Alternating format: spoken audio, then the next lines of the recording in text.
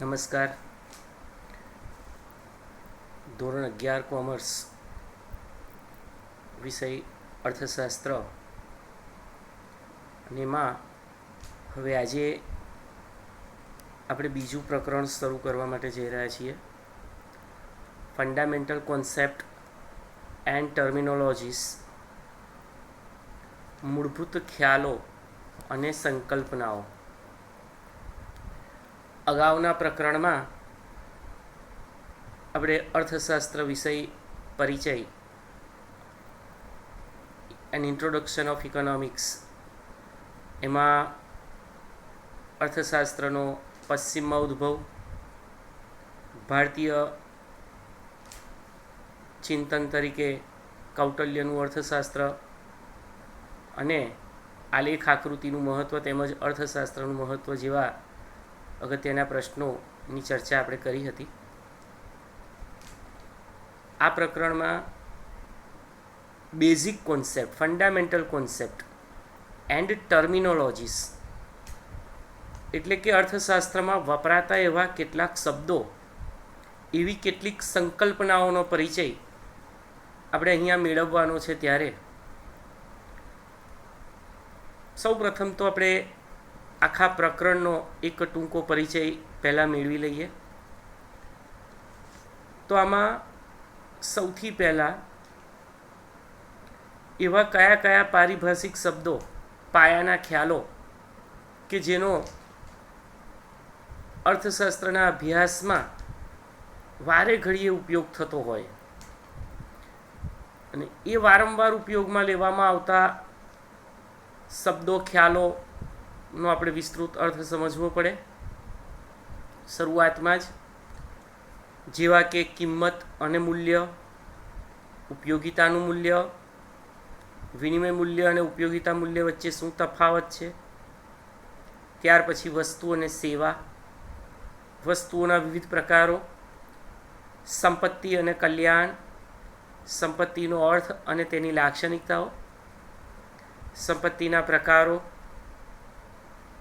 જુદા જુદા પ્રકારો છે, કલ્યાણ, ઉત્પાદનના સાધનો, જમીન, મૂડી, શ્રમ અને નિયોજક, વ્યાપાર ચક્ર, વ્યાપાર ચક્રની વ્યાખ્યા અને છેલ્લે વ્યાપાર ચક્રના તબક્કાઓ, એમાં તેજી, ઓટ, મંદી અને સુધારણા. આટલો પરિચય આપણે આ પ્રકરણમાં મેળવીશું. જુદી જુદી ટર્મિનોલોજીસ, જુદી જુદી સંકલ્પનાઓ. નોર્મલી ઉદાહરણ આપું તો આપણે મૂડી એટલે શું કહીએ કે રૂપિયા. આપણી પાસે જે આપણા ખિસ્સામાં કે ઘરમાં કે બેંકમાં જે બચત પડી છે એને આપણે મૂડી કહીએ. એકચ્યુઅલી અર્થશાસ્ત્રમાં મૂડી એ એનાથી વિશેષ ઉત્પાદનમાં ઉપયોગમાં લેવાતું હોય એવું નાણું, એવી સંપત્તિ, એવી મિલકતો, એ તમામ મૂડી છે. મૂડી એ ઉત્પાદનનું માનવ સર્જિત સાધન છે. એટલે આવી અનેક સંકલ્પનાઓનો પરિચય આપણે અહીંયા આ પ્રકરણની અંદર મેળવવાના છીએ. તો એના ઇન્ટ્રોડક્ટરી પાર્ટમાં જોઈએ. અગાઉ આપણે સમજી ગયા કે માનવીના આર્થિક વર્તનનો અભ્યાસ અર્થશાસ્ત્રમાં થાય છે. અર્થશાસ્ત્રના અભ્યાસની શરૂઆતમાં જ કેટલાક પાયાના ખ્યાલો અને તેનો વિસ્તૃત અર્થ આપણે પહેલેથી સમજી લઈએ તો એ ખૂબ જ ઉપયોગી છે, કારણ કે એ હવેથી વારંવાર આવશે. શરૂઆતના તબક્કે જ આ શબ્દો, અર્થો અને મૂળભૂત ખ્યાલો જે છે, બેઝિક કોન્સેપ્ટ, એની સ્પષ્ટ સમજણ મેળવી લઈએ તો અર્થશાસ્ત્રનો અભ્યાસ હવે પછી જે આવવાનો છે, ધોરણ 11, ધોરણ 12 કે આગળ સ્નાતક, અનુસ્નાતક કક્ષાએ, એ આપણા માટે એકદમ સરળ બની રહેશે, એકદમ સહેલો બની રહેશે. એટલે જ આપણે એડવાન્સમાં એનો કોન્સેપ્ટ સમજી લેવાનો છે. હમણાં જ મેં તમને કહ્યું, આપણે આ પ્રકરણમાં વસ્તુ, સેવા અને સાધનો, કિંમત અને મૂલ્યનો અર્થ, એનો તફાવત, સંપત્તિ અને કલ્યાણ અને વ્યાપાર ચક્રની એક પ્રાથમિક સમજણ અહીં આપણે મેળવવાની છે. તો શરૂઆત કરીએ છીએ કિંમત અને મૂલ્ય. રોજિંદા જીવનમાં અને વ્યવહારમાં આપણે કિંમત અને મૂલ્યને લગભગ એક જ શબ્દ ગણીએ છીએ, સમાનાર્થી, કે ભાઈ આનું મૂલ્ય શું છે, આની કિંમત શું છે. એકચ્યુઅલી કિંમત અને મૂલ્ય બંને વસ્તુ અર્થશાસ્ત્રમાં અલગ પાડવામાં આવે છે. આ વસ્તુ મૂલ્યવાન છે, અમુક વસ્તુ કિંમતી છે, આનું મૂલ્ય વધારે છે, આની કિંમત ઓછી છે, આની કિંમત વધારે છે. આ બધા વાક્યોમાં કિંમત અને મૂલ્યને એક સરખું મહત્ત્વ અપાયું છે, એક સરખા લગભગ સમાનાર્થી શબ્દો બનાવી દેવાયા છે. પણ અર્થશાસ્ત્રના અભ્યાસમાં તેને જુદા જુદા અર્થમાં સમજવો પડે છે અને એ જરૂરી છે. મૂલ્યની વાત કરીએ તો કિંમત અને મૂલ્યનો જુદો સ્પષ્ટ અર્થ સમજવા માટે પહેલાં આપણે મૂલ્યનો અર્થ સમજવો પડે. What is the meaning of value? મૂલ્ય. વ્યવહારમાં મૂલ્યને પણ બે રીતે જોવાય છે, ઉપયોગિતા મૂલ્ય અને વિનિમય મૂલ્ય. વિદ્યાર્થી મિત્રો, તમને અહીંયા પીડીએફમાં સ્ક્રીન ઉપર દેખાય જ છે. તમારે તમારું પાઠ્યપુસ્તક પણ સાથે લઈને બેસવાનું છે, જેથી કરીને તમને અંદાજ આવે. પેન્સિલ પણ સાથે રાખવાની છે, જેથી કરી આપણે ત્યાં અંડરલાઇન કરીએ જે કંઈ પણ અગત્યનો પ્રશ્ન હોય, શબ્દ હોય, કોન્સેપ્ટ હોય, વિભાગ વાઇઝ આપણે ત્યાં ટીક કરીએ છીએ, એટલે પેન્સિલ સાથે રાખજો. તો મૂલ્યના બે ભાગ, ઉપયોગિતા અને વિનિમય મૂલ્ય. ઉપયોગિતા મૂલ્ય એટલે શું? વસ્તુ માનવ જીવન માટે કેટલી ઉપયોગી છે તે તેનું ઉપયોગિતા મૂલ્ય. દાખલા તરીકે ખોરાક, એના વગર તો જીવાય નહીં. પાણી, સૂર્યપ્રકાશ, હવા એ ખૂબ ઉપયોગિતા મૂલ્ય ધરાવે છે, કારણ કે એ ઉપયોગી છે. માનવીને જીવન ટકાવી રાખવા માટે આ તત્વો ખૂબ જ ઉપયોગી છે. વિનિમય મૂલ્ય એટલે વસ્તુ કે સેવા આપીને તેના બદલામાં અન્ય વસ્તુ કે સેવા લેવાની થાય ત્યારે એક વસ્તુના બદલામાં અન્ય વસ્તુના કેટલા એકમ મળે છે તે જે તે વસ્તુનું વિનિમય મૂલ્ય દર્શાવે છે. અહીંયા એકદમ સ્પષ્ટ ઉદાહરણ આપેલું છે. ઘઉંના બદલામાં કેટલા પ્રમાણમાં ચોખા મળશે તે ઘઉંનું વિનિમય મૂલ્ય દર્શાવે છે. અથવા સાટા પ્રથા જે અસ્તિત્વમાં હતી એમાં વણકર કેટલા મીટર કાપડ ખેડૂતને આપી અને બદલામાં અનાજ મેળવે, એ વિનિમય મૂલ્ય છે. તો ઉપયોગિતા મૂલ્ય માનવીના જીવન માટે ખૂબ ઉપયોગી છે અને વિનિમય મૂલ્ય વસ્તુ કે સેવાની અન્ય વ્યક્તિ સાથે વસ્તુ કે સેવાની આપ-લે, વિનિમય. હવે આ બંને વચ્ચે શું સંબંધ છે? ઉપયોગિતા મૂલ્ય અને વિનિમય મૂલ્ય વચ્ચે શું સંબંધ છે? વસ્તુનું ઉપયોગિતા મૂલ્ય હોય તો તેનું વિનિમય મૂલ્ય હશે જ એવું આપણે ના કહી શકીએ. હા, પણ જેનું વિનિમય મૂલ્ય છે તે વસ્તુનું ઉપયોગિતા મૂલ્ય ચોક્કસ હશે. સમજવા જેવી વાત છે. હવે ઉપયોગિતા મૂલ્ય ખૂબ ઊંચું હોય, તે વસ્તુનો પુરવઠો અમાપ હોય, તેના પર કોઈ વ્યક્તિ કે પેઢીનો કાબુ પણ થઈ શકતો ન હોય, તો આવી વસ્તુનું વિનિમય મૂલ્ય ખૂબ જ નીચું રહે છે. દાખલા તરીકે સૂર્યપ્રકાશ. સૂર્યપ્રકાશ ઉપર કે હવા ઉપર કે પાણી પર કોઈ વ્યક્તિઓનો, કોઈ કે વ્યક્તિના સમૂહનો અંકુશ નથી હોતો. જ્યારે જે વસ્તુની અછત હોય, એના પુરવઠા પર એકાદ કે થોડાક જ લોકોનો કાબુ હોય, તે વસ્તુનું ઉપયોગિતા મૂલ્ય ખૂબ ઓછું હશે. છતાં તેનું વિનિમય મૂલ્ય ખૂબ ઊંચું હશે. દાખલા તરીકે સોનું, ચાંદી, હીરા, માણેક. આપણે જોઈએ છે ને વર્તમાન સમયમાં સોનું અને ચાંદીનો ભાવ ખૂબ જ વધી ગયો છે, પણ જરૂરી નથી કે એ સમાજના તમામ નાગરિકો એને ખરીદશે અને એ હશે તો જ જીવન ટકશે, એવું જરૂરી નથી. આ વસ્તુઓની અછત હોવાના કારણે તેનું વિનિમય મૂલ્ય ઊંચું છે. અહીં એક વાત યાદ રાખવી પડે, એક સમયે અને સ્થળે જેનું વિનિમય મૂલ્ય નીચું, તેનું બીજા સ્થળે અને સમયે વિનિમય મૂલ્ય ઊંચું હોઈ શકે. પાણીનું વિનિમય મૂલ્ય 0 જેવું હતું, પણ હવે ચોખ્ખા પાણીની અછત વધવાથી તેનું વિનિમય મૂલ્ય વધ્યું છે. આપણે આરઓ પ્લાન્ટમાંથી પાણી લાવીએ છીએ, પાણીના જગ મંગાવીએ છીએ, મિનરલ વોટર ખરીદીએ છીએ, તો એનું વિનિમય મૂલ્ય ઊંચું છે. આમ ઉપયોગિતા મૂલ્ય અને વિનિમય મૂલ્ય આ બંને વચ્ચેનો અહીંયા સંબંધ સ્પષ્ટ થાય છે.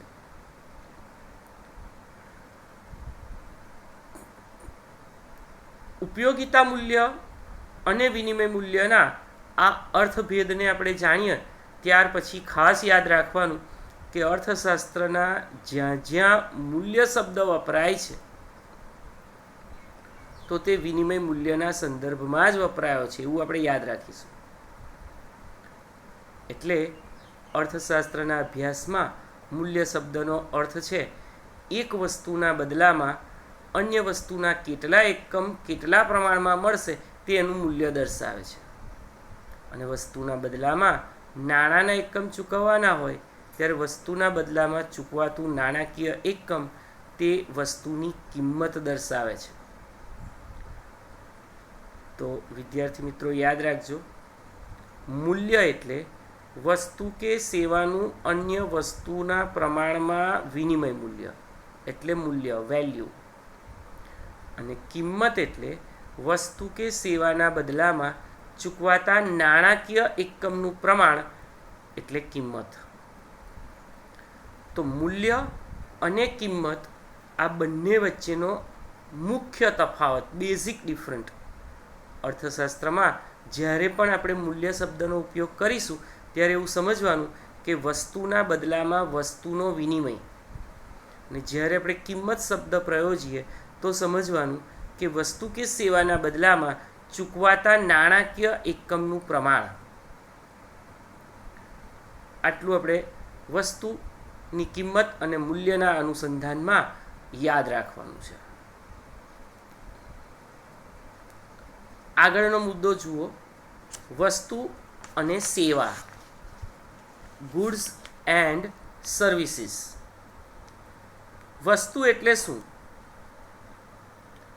અંડરલાઈન કરી 1 માર્ક્સ લખી રાખજો. માણસ પોતાની વિવિધ જરૂરિયાતો વિવિધ રીતે સંતોષવાનો પ્રયત્ન કરે છે. જે ભૌતિક બાબતો દ્વારા જરૂરિયાત સંતોષાય ને તે બધી જ વસ્તુ છે. વિદ્યાર્થીઓ, ભૌતિક એટલે દ્રશ્યમાન, જે જોઈ શકાય છે, એ બધી જ વસ્તુઓ છે. હું રિપીટ કરું, માણસ પોતાની વિવિધ જરૂરિયાતો વિવિધ રીતે સંતોષવાનો પ્રયત્ન કરે છે. જે ભૌતિક બાબતો દ્વારા જરૂરિયાત સંતોષાય તે બધી જ વસ્તુઓ છે. ભૌતિક એટલે દ્રશ્ય, જોઈ શકાય તેવું, સ્પર્શી શકાય તેવું. જ્યારે સેવા, અભૌતિક બાબતો એ સેવાઓ છે. જેમ કે ભૂખ સંતોષવા માટે ખોરાક એ વસ્તુ છે, કારણ કે આપણે જોઈ શકીએ છીએ. જિજ્ઞાસા સંતોષવા માટે શિક્ષણ એ સેવા છે.